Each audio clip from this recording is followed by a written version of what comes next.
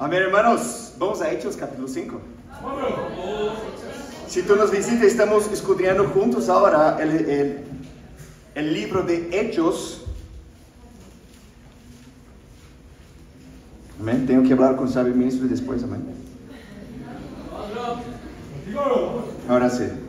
Estamos estudiando juntos el libro de Hechos, amén. Y semana pasada terminamos Hechos, la primera parte que hablaba sobre Ananías y Zafira. Y dice que un gran temor llenó toda la iglesia para no solamente buscar tener un corazón que quiere ser visto por las personas, que yo doy todo el corazón para Dios, sino que de hecho tener este buen corazón para Dios, amén.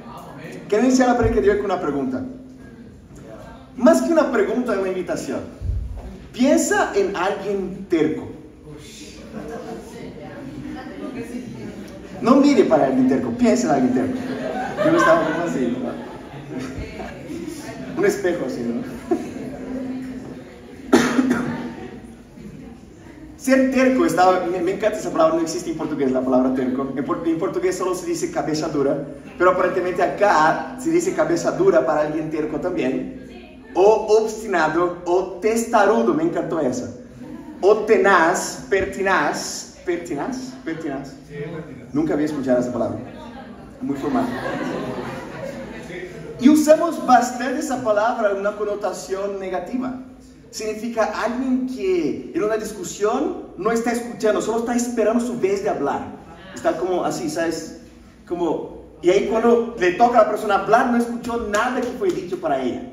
Alguien irreductible que no está dispuesto a cambiar de pensamiento, a pesar de cualquier argumento o observación que la otra persona haga. ¿Tiene sentido? Sí, sí. Pero ¿no sería increíble si pudiéramos ser tercos no con la palabra de Dios, sino a favor de la palabra de Dios? A pesar de cualquier cosa que pueda pasar en tu día, en tu trabajo, en la universidad, en tu familia, con tu perro, lo que sea, tú continuar firme porque tú estás testarudo de lo que Dios dijo, de hecho va a pasar. Ser terco es algo neutral. Tú puedes ser terco contra las escrituras, o terco con Dios, o terco con tu esposo, o con tu esposa, o con tu líder de la bíblica, o con quien tú quieras ser terco. O tú puedes ser terco a favor de las escrituras, para poder tener una vida estable, en que algunos de nosotros pasa algo, y la persona, con las emociones. ¿Pero por qué? Porque falta ser terco a favor de las escrituras, amén. El título de la prédica es, tercos para Dios, y no tercos con Dios, amén. Tercos para Dios, y no tercos con Dios. Este terco positivo, ¿sabe quién fue bastante terco? Desde el principio, Jesús.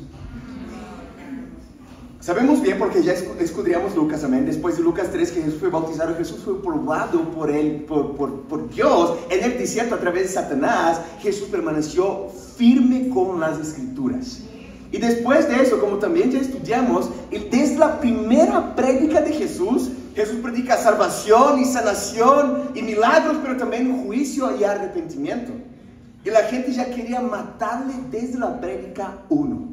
A veces podemos imaginar que Jesús fue suave al principio y al final lo mataron nomás porque querían matarle. Jesús quería matarle desde el día 1 ya, porque fue alguien obstinado, no contra las escrituras, sino para vivir las escrituras. ¿Saben quién es muy terco también? Satanás.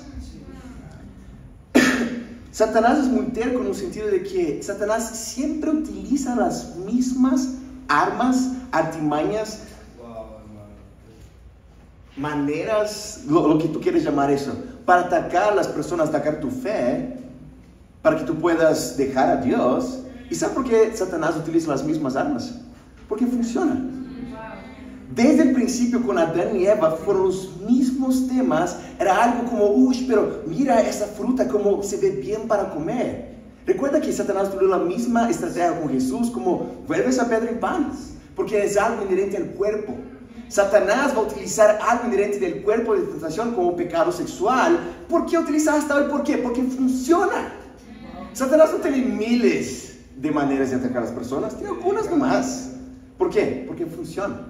Estaba meditando ayer una escritura de 2 Corintios 2:11 Dice, todo eso lo he hecho para que Satanás no se aproveche de nosotros, ya que todos conocemos muy bien sus planes. Pablo escribiendo para la iglesia en Corinto, porque todos conocemos muy bien, o debíamos conocer sus planes. Que no son muchos, son unos pocos, pero que funcionan. Sabemos muy bien también la escritura de Efesios 6, de la armadura espiritual. ¿Recuerdas la escritura? Que Pablo escribe, póngase toda la armadura de Dios para poder mantenerse firme contra las estrategias del diablo. Hay unas pocas estrategias. ¿Por qué pocas? Porque funcionan. ¿Cómo vamos? Y ya estamos viendo a lo largo del libro de Hechos, una de las estrategias de Satanás es persecución. Jesús nunca dejó oculto el tema que una persona empieza a vivir como discípulo de Jesús, va a haber oposición. Nunca fue como un spoiler para los discípulos eso. Pero aún hoy personas caen de la fe porque sufren oposición del jefe, de los amigos, de los familiares. ¿Por qué Satanás hace eso? Porque funciona, hermanos. Y sería terquitud, nunca sé el sustantivo de eso. Terquedad, perdón por eso. De nuestra parte no hacer caso a las escrituras y no conocer las artimañas del diablo. Una de las estrategias de Satanás, que también vamos a ver a lo largo del libro de Hechos, es amargura. ¿Por qué? Porque pecaron contra ti. Y eso es absurdo, porque yo pensé que es el reino de Dios. Pero el reino de Dios no es perfecto porque tú estás en él. Y yo también. Pero Satanás utiliza las mismas estrategias. ¿Por qué? Porque funciona. Vamos a Hechos capítulo 5, versículo 12, hermanos. ¿Saben quiénes fueron bastantes testarudos también? Los discípulos del primer siglo. A pesar de las circunstancias, permanecieron firmes con Dios. Amén. Versículo 12. Hechos capítulo 5, versículo 12. Tenemos dos puntos nomás, hermanos. Punto número 1. La certeza de la transformación conlleva a la determinación. La certeza de la transformación, Danilo, no entendí, vas a entender a lo largo del capítulo, amén. Conlleva a la determinación. Hechos capítulo 5, versículo 12, dice así: por medio de los apóstoles ocurrieron muchas señales y prodigios entre el pueblo, y todos los creyentes se reunían en común acuerdo en el pórtico de Salomón. Era como el Canela de este entonces, ¿no? Tú no sabes dónde ir, va a Canela en la Nacho, que va a haber un discípulo ahí a lo largo del semestre. El pórtico de Salomón. Nadie entre el pueblo se atrevía a juntarse con ellos, aunque los elogiaba. Y es así, es como, wow, muy bonito. Canto con bastante tesón del corazón, pero gracias, no quiero estudiar la Biblia. Eso ya pasaba desde el primer estudio bíblico, desde el primer siglo. Versículo 15. Era tal la multitud de hombres y mujeres que hasta sacaban los enfermos a las plazas, los ponían en las camillas para que al pasar Pedro, por lo menos su sombra cayera sobre alguno de ellos.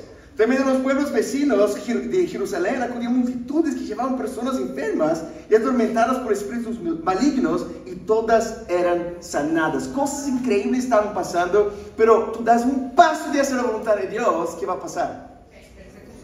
Persecución. Amén. Algunos discípulos atentos acá. Tú das un paso de hacer la voluntad de Dios, ¿qué va a pasar? Persecución. Adivina qué va a pasar, versículo 17. Versículo 17. El sumo sacerdote y todos sus partidarios, que pertenecían a la secta de los saduceos, se llenaron de envidia.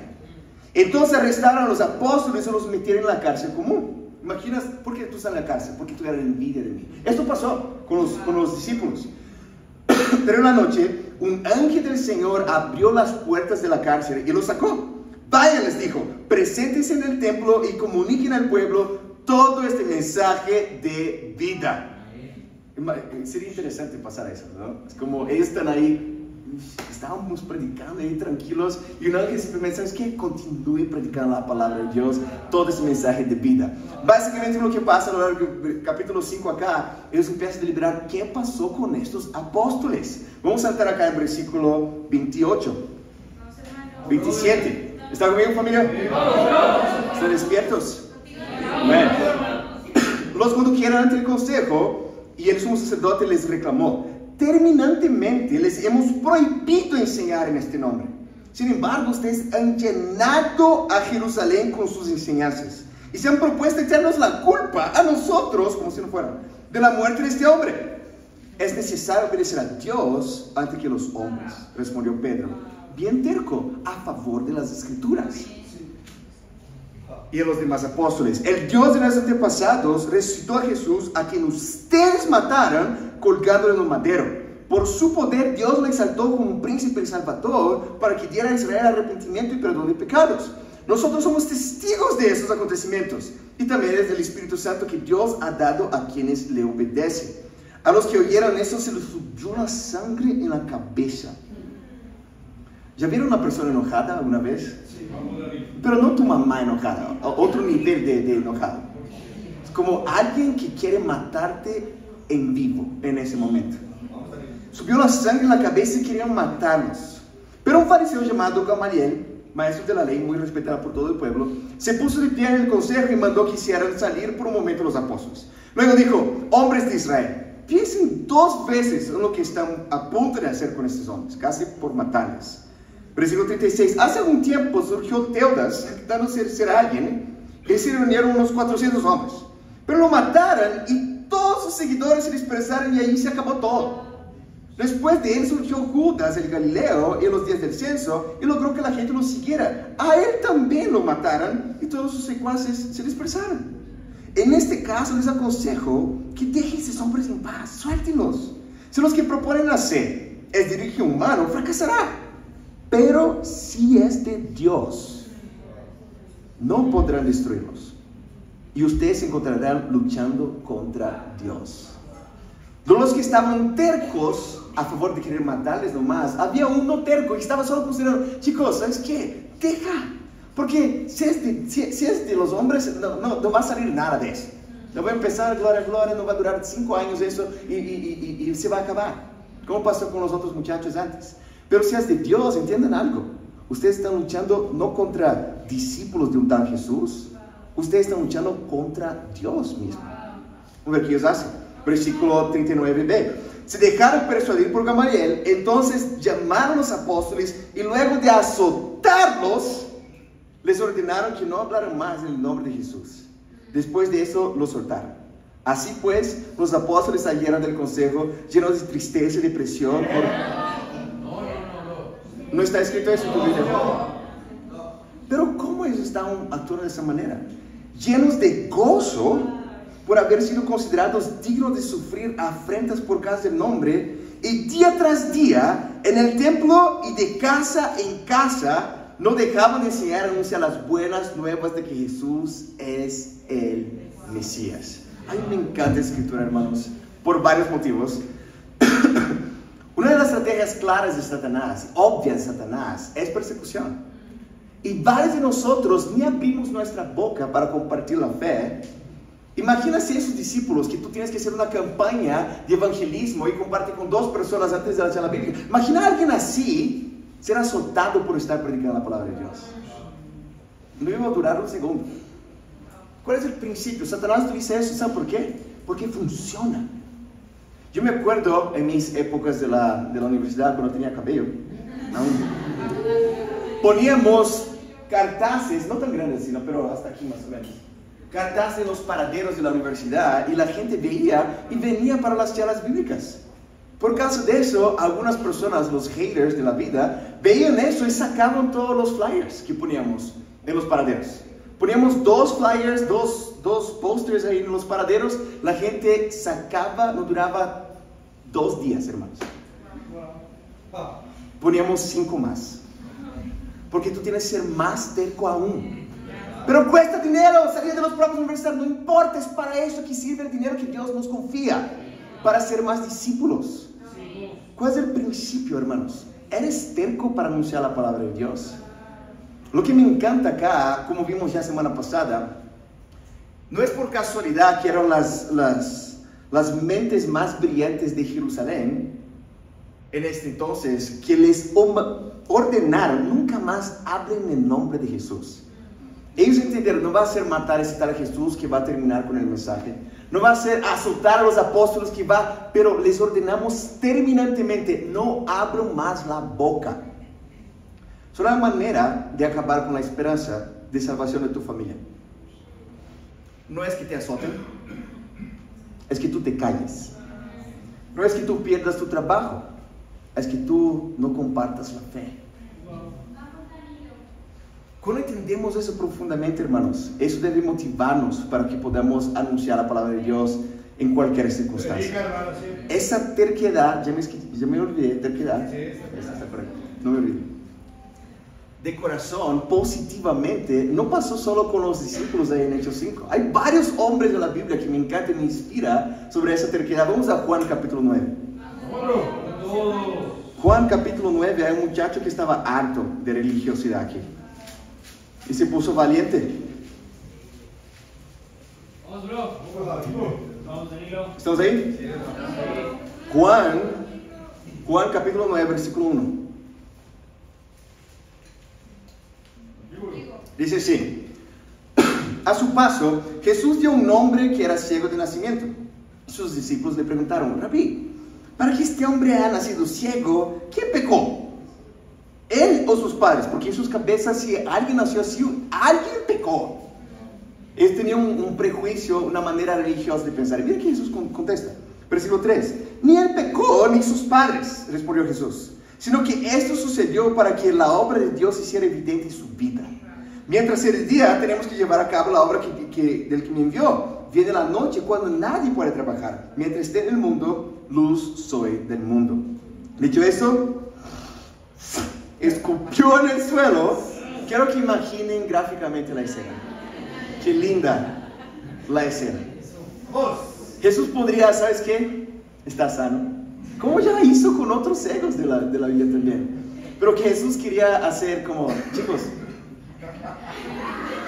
miren eso.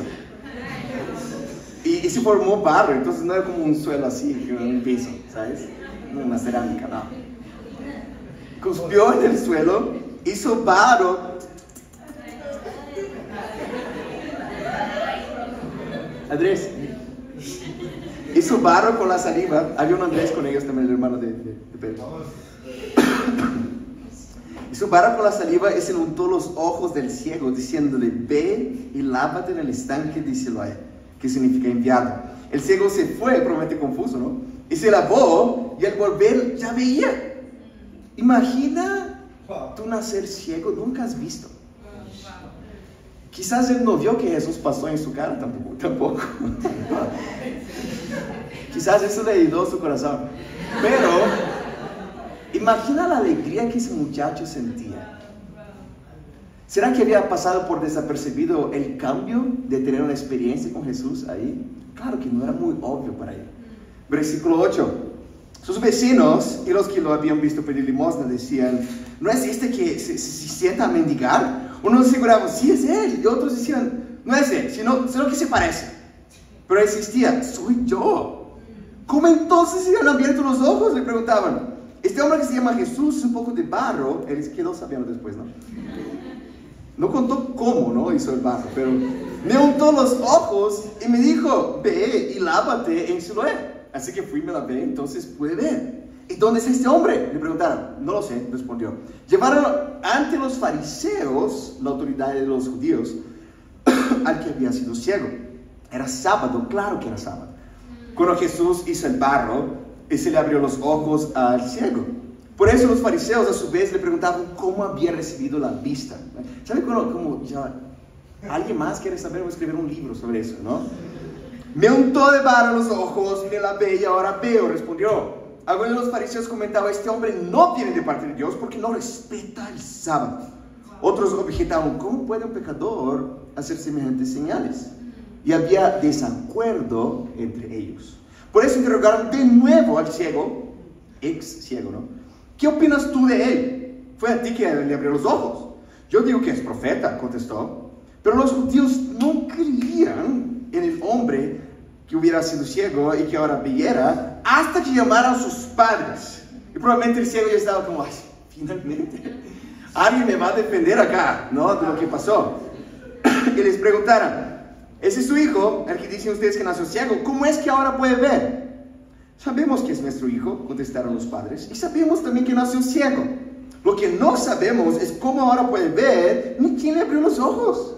Pregúnteselo a él, que es mayor de edad y puede responder por sí mismo. Imagina que le estaba sintiendo a un... No, en serio, eso es frustrante. Es como, mamá, ¿en serio eso? Ya te conté quién fue. Versículo 22, sus padres contestaron así, ¿por qué? Por miedo a los judíos. Satanás utiliza esa estrategia, ¿por qué? Porque funciona. Pues ellos ya habían convenido de que se expulsara de la sinagoga todo que reconociera que Jesús era el Cristo. Por eso dijeron a los padres, pregúnteselo a él, que es mayor de edad. Por segunda vez llamaron a los judíos a los que había sido ciego, y dijeron, da gloria a Dios.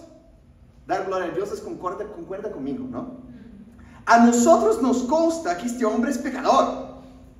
Este hombre ya estaba harto de religiosidad. Y eso le dio cierta valentía. Si es pecador, ¿sabes qué? No lo sé, respondió el hombre.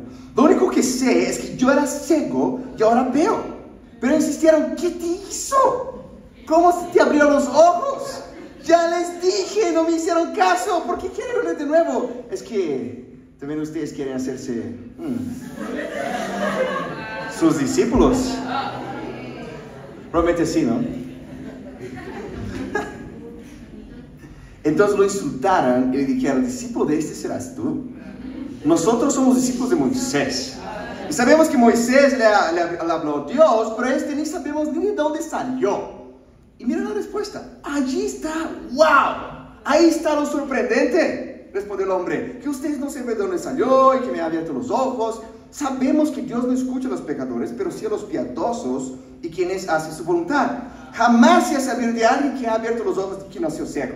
Si este hombre no viniera de parte de Dios, no podría hacer nada. Ellos replicaron, tú que naciste sumido en pecado, ¿vas a darnos lecciones? Y lo expulsaron. Ese es alguien osado. ¿Sabes qué? No me importa que me vuelva a expulsar. Si es estar en sinagoga, yo me postulo para no estar en la sinagoga. Porque si ustedes son los líderes de este grupo, ¿por qué? Porque no había espacio en su corazón para considerar el milagro delante de ellos. ¿Sabes? Dios puede traer cosas delante de tu cara, de tu frente. Yo voy a hablar de frente es acá, ¿no? Delante tuyo, como rogando, por favor, hace caso a las escrituras. Y tú puedes estar como, ah, qué chévere. Y no hacer nada sobre eso. Estaba delante de ellos y tenía un corazón cerrado. Pero ese hombre estaba terco en el otro sentido. No terco contra las escrituras, sino a favor de Dios. Porque él sabía y tenía muy claro. ¿Sabe lo que da la osadía? ¿Sabe lo que da la palabra que yo puse ahí? La determinación en uno. La certeza de la transformación. Porque Pedro, después de azotado, se levantó y predicó más fuerte. Porque él sabía que había un antes de Cristo y un después de Cristo en su vida. Porque este hombre estaba harto. Mis padres, no importa. Porque había una certeza de que había una vida cambiada. ¿Sabes los estrategias de Satanás para tu vida? No es que tú ores por osadía para poder predicar. Es que tú abras tus ojos para ver qué tanto Dios cambió tu vida. Satanás no quiere que tú medites o pienses o consideres eso. O incluso empieza a coquetear una vida con el mundo y que no es tan diferente así. Hermano, invítate a abrir los ojos para lo que Dios te ha regalado. Invítate a abrir los ojos para una vida que es la más increíble que tú puedes tener en la faz de la tierra. La vida de un discípulo de Jesús, en que tú tienes un propósito, tú tienes perdón de tus pecados. Imagina tener toda la plata del planeta, tú no puedes comprar eso. Pero tú tienes eso. Tú tienes el Espíritu Santo de Dios. Tú tienes una familia espiritual que te va a amar de verdad. Y no va a pasar la mano en tu cabeza cuando tú no necesitas que pase la mano en tu cabeza. Y tú tienes una vida que tiene sentido. Satanás quiere que tú olvides de eso. ¿Sabes lo que te va a dar la valentía para predicar la palabra de Dios? Y abrir la boca y no quedar callado. No es ayunar para compartir la fe. Es meditar en el antes y después. A veces lo que me da miedo es pensar, ¿qué yo estaría haciendo hoy? Si yo no fuera un discípulo de Jesús. Es como, yo tengo que pensar solo un poquito en eso porque me da miedo. Porque yo sé muy bien la vida antes de Cristo que yo tenía. Yo puedo hablar por mí la vida de religiosidad hipócrita que yo vivía. La vida de ir todos los domingos en la iglesia, el momento del clamor, yo estaba ahí de rodillas llorando. ¡Ay, Dios, tú eres increíble! Por favor, entra en mi corazón de nuevo. Salía, pasaba 3 días, estaba viendo pornografía y masturbándome. Una vida vacía, y que sentía que faltaba algo. Y tú puedes tener, ahora si tú nos visitas, la oportunidad de alguien que quiere invitarte a llevar a Dios en serio. Y ayudarte a ser terco a favor de las Escrituras y no en terco contra las Escrituras. Pero no estoy diciendo, quizás no sepas qué estás haciendo. Deja que la Biblia defina quién está siendo terco o no, aquí en las Escrituras. Y como discípulos, abre los ojos para la estrategia de Satanás. Él quiere que tú te olvides de eso. Todas las mañanas, te ruego, hermano, y te ruego, hermana, por favor, medita en las bendiciones que Dios te ha confiado, en la vida con propósito que Dios te ha dado. Es tu potestad ser terco en ese momento. ¿Sabes qué? No voy a hacer eso. ¿Sabes qué? Haz lo que tú quieres hacer al final del día. Pero si tú quieres estar cerca de Dios, yo quiero estar cerca de Dios, te ruego para que seas terco con esta vida de propósito. Terco a favor de las Escrituras. Pedro se levantó, no importaba ser azotado, que me azoten de nuevo. Porque él sabía de antes y después de Cristo en su vida. Este hombre, ese muchacho de Juan 9, él sabía muy bien, algo cambió en mi vida por causa de Cristo. Y por eso estaba predicando en la cara, llamándoles a ser discípulos de Jesús también. Bueno, irónicamente. Pero porque estaba seguro que había un cambio, una transformación en su vida. La certeza de la transformación conlleva a la determinación. Creo que ya comenté con ustedes, pero un ejemplo increíble que viene en mi cabeza es una conversión en Lima, en Perú, en 2021. Había un muchacho ahí en la Biblia llamado Justin Velázquez, que aún es discípulo y uno de los chicos principales de Juan Carlos allá.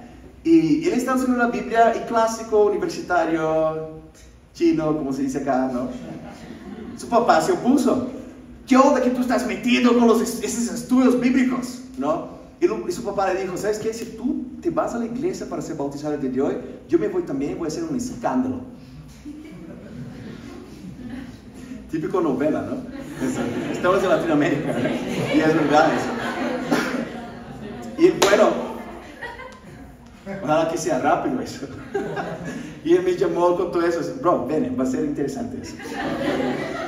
Y su papá fue y se sentó como así, bien atrás, ¿no? Él llegó súper temprano con su hijo, pero desde el inicio estaba ya súper atrás. Y yo, bueno, hola señor, voy a hablar su nombre, ¿no? Señor Rubén, hablé. Pero no es el señor Rubén, ¿ven? Otro señor Rubén, allá. ¿Cómo estás? No, sí, calla. Y yo, bueno, amén. Hermanos, prepárese por cualquier cosa, ¿no?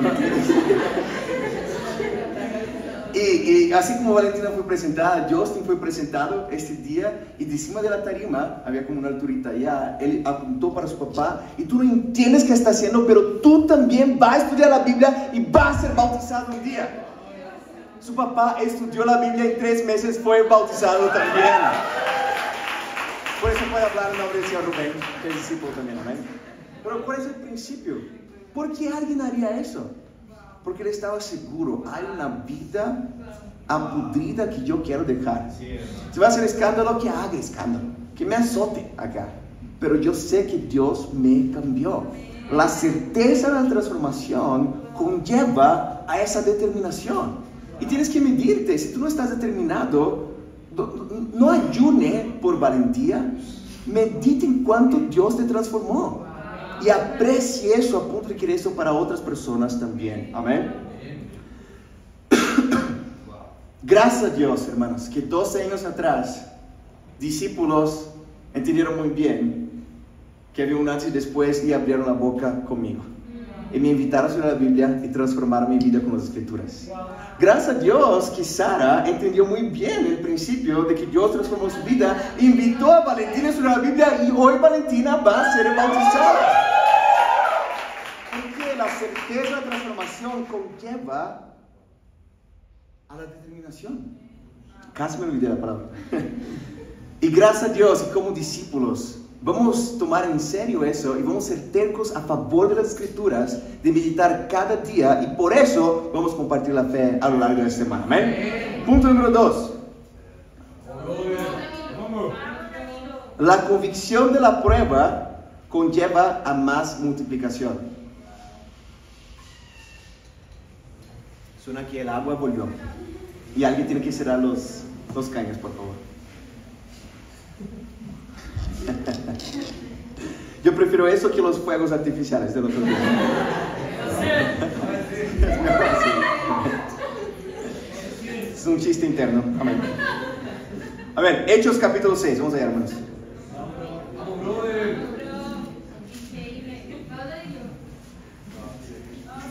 Hechos capítulo 6. ¿Estamos ahí? Dice así: en aquellos días, al aumentar el número de los discípulos, se quejaron los judíos de habla griega contra los de habla aramea de que sus viudas eran desatendidas en la distribución diaria de los alimentos. Vamos a parar acá. Algo terrible, algo muy bueno y terrible estaba pasando acá.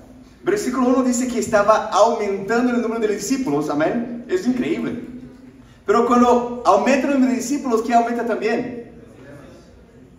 Los problemas, ¿no? Los temas, los shenanigans, como quieras llamar eso acá. Amén.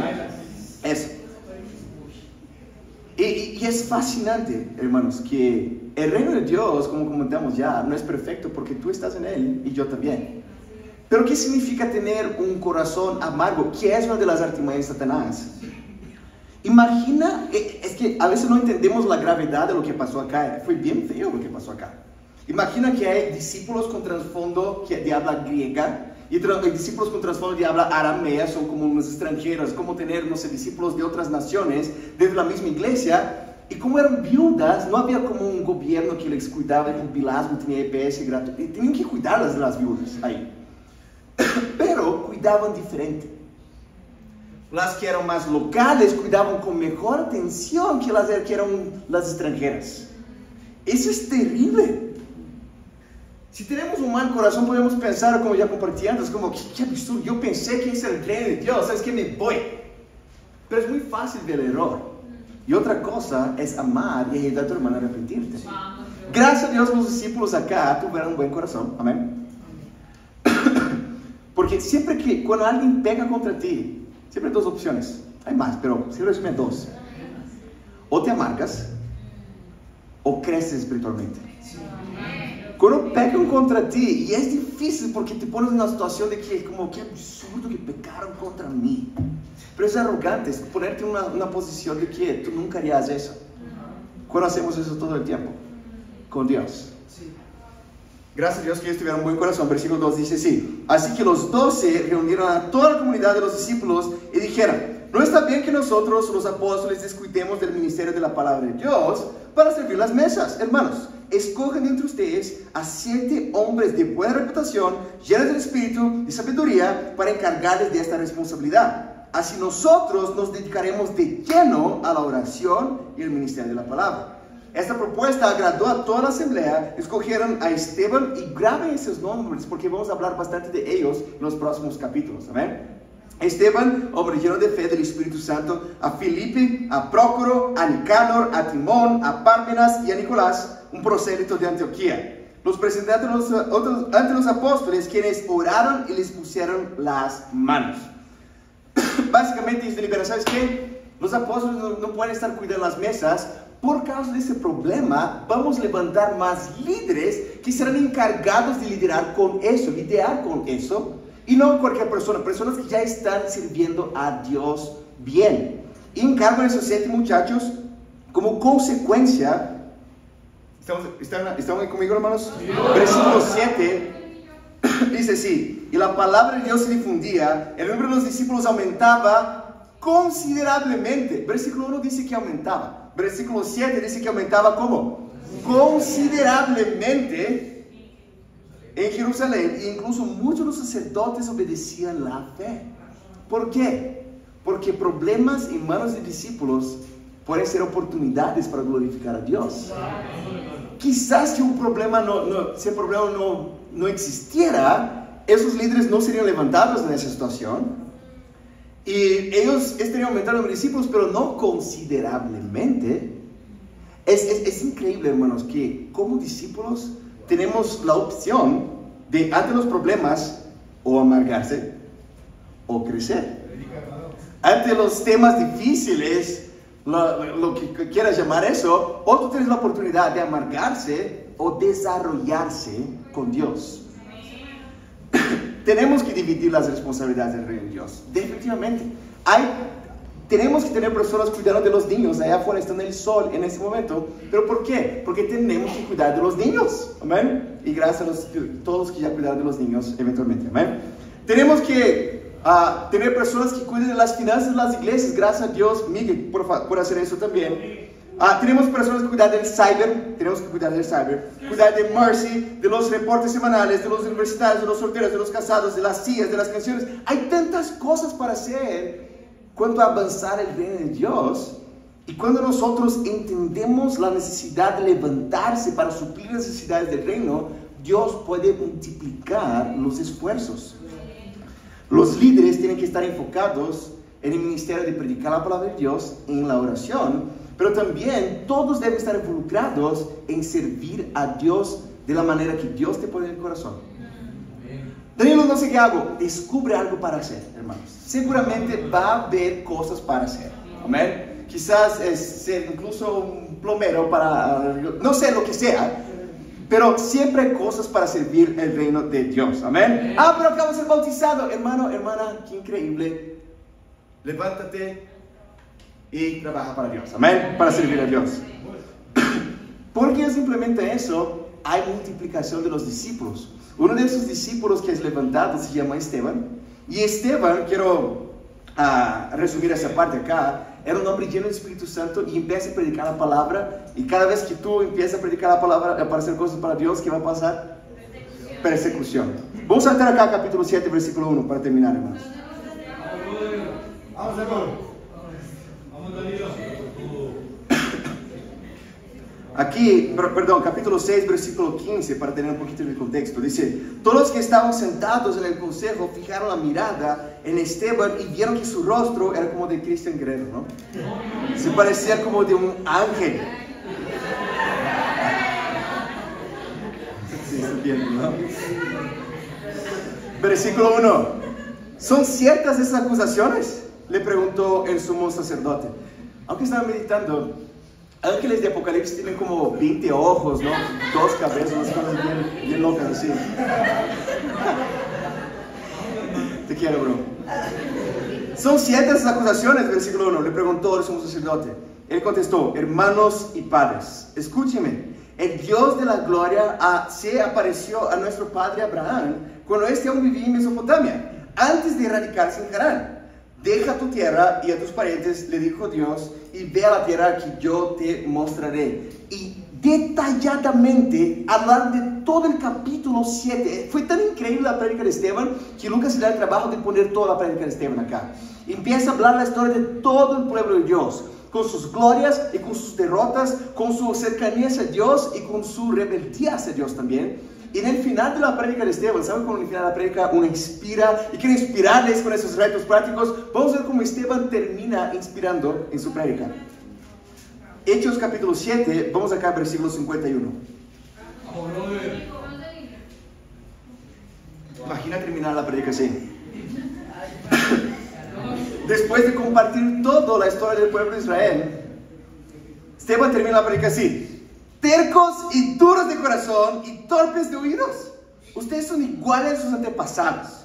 Siempre resisten al Espíritu Santo. ¿A cuál de los profetas no persiguieron a sus antepasados?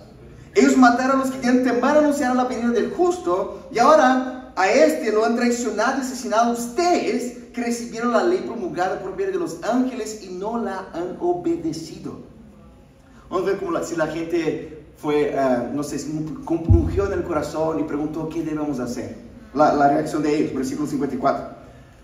Al oír esto, rechinando los dientes, montaron en cólera contra él. Pero Esteban, lleno del Espíritu Santo, fijó la mirada en el cielo y vio la gloria de Dios. Y a Jesús de pie a la derecha de Dios. Veo el cielo abierto, exclamó, y el Hijo del Hombre de pie a la derecha de Dios. Estaba súper animado de ver eso. Entonces ellos gritaron en voz en cuello, se taparon los oídos y todos de una se abalanzaron contra él. Lo sacaron a empellones fuera de la ciudad y comenzaron a apedrearlo. Los acusadores le encargaron sus mantas a un joven llamado Saulo. Mientras lo apedreaban, Esteban oraba: Señor Jesús, decía, recibe mi espíritu. Luego cayó de rodillas y gritó: Señor, no les tomes en cuenta este pecado. Cuando hubo dicho esto, murió. Y Saulo estaba allí aprobando la muerte de Esteban. Lo que es increíble es que este increíble predicador, Esteban, el primer mártir del cristianismo, el primer de todos, él está predicando súper lleno de convicción porque sabía muy bien un antes de Cristo y después de Cristo de su vida. Y estaba llamando todo el liderazgo de los judíos a arrepentirse duramente incluso. Y cuando ellos empiezan a querer matarle, él mira para arriba y de hecho como una ventana espiritual, él puede ver Dios en su gloria y Jesús siempre está sentado a la derecha de Dios. Pero en esta ocasión Jesús está de pie. Jesús está saludando al que sería el primer mártir del cristianismo. Y Esteban ve eso y es como, vean eso, Jesús está a la derecha. Y ellos, y empiezan a apedrearles, le sacan la ciudad y lo matan. En el proceso que le matan, él dice: Dios no les toma en cuenta sus pecados.